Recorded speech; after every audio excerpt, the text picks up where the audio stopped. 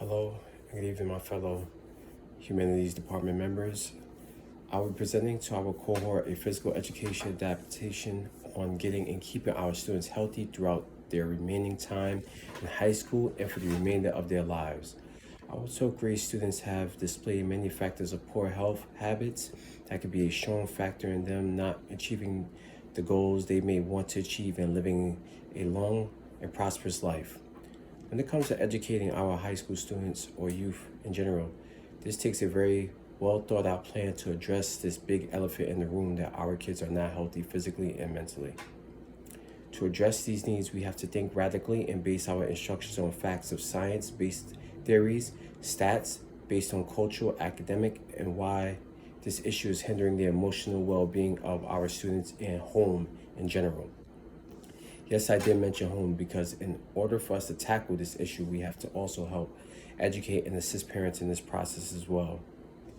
We need to better help students that we serve within the East New York community how to better take care of themselves. I am presenting to our school leaders that there needs to be a stronger and very important, if not more important, emphasis on physical education like we do with math, English, and other subjects.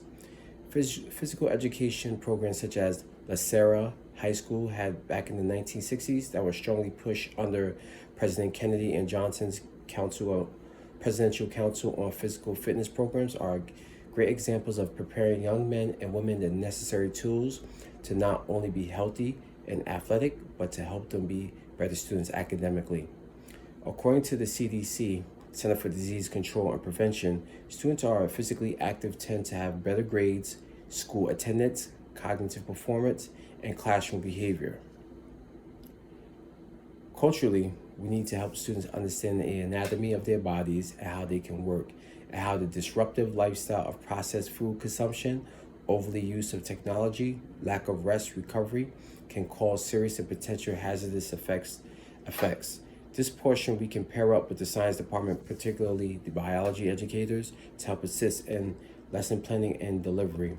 Physically, we can put together a 10-minute warm-up period consisting of core exercises that will get the blood flowing and muscles relaxed.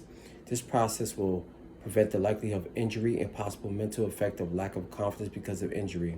Then we will do a 15-minute circuit of workouts to help develop each part of the body with the focus on aerobic and anaerobic activities that will vary through a series of progressive activities from beginner to advanced. And for the socio-emotional aspect, this program will help with socio-emotional ability as students begin to become more confident, aware, and trustworthy in their own abilities through physical improvement. This is to help students endure the hardships that will come their way in life. They will always be able to reflect on their prior knowledge to help them remember to be better problem solvers and to overcome adversity and bust through thresholds that are in their way mentally and other ways. These assignments will be altered to adhere to New York State required standards for 12th grade students, which is the focus. These specific standards are to focus on health fitness movement, and lifetime activity standards for physical education. As I've given to you guys, I highlighted the standards, so you will be able to see it on the spreadsheet. As I mentioned earlier, the LaSalle High School Physical Education Program in the late early 1960s is a great source to develop our own program through more modern techniques and focus on specific entities that help with mental, emotional, and then physical. Example, there needs to be a strong emphasis on stretching and the flow of mental and physical stability. Then we can focus on endurance, strength activities through calisthenics, bodyweight exercises. This could be the program alone. We teach students how to stretch and perform yoga, and this helps with circulation and mental improvement. I'll provide a link that specifically gives an example of the LaSalle PE program as prior knowledge to fall back on as a template, and I will also provide skits of myself to show some of the exercises that will be based within the curriculum and how it ties into the PE standards that are to be met. This program will help educate students that are more at risk from ailments such as heart disease, high blood pressure, obesity, cancer, and type 2 diabetes. We can help educate them on better nutritional diets and habits, exercises they can do at home with their family. We could also make this neighborhood-wide program by inviting parents and other stakeholders within the community to partake in evening seminars, assemblies, and programs on educating not only students, but their loved ones on the importance of staying in shape, nutrition, and proper recovery as well.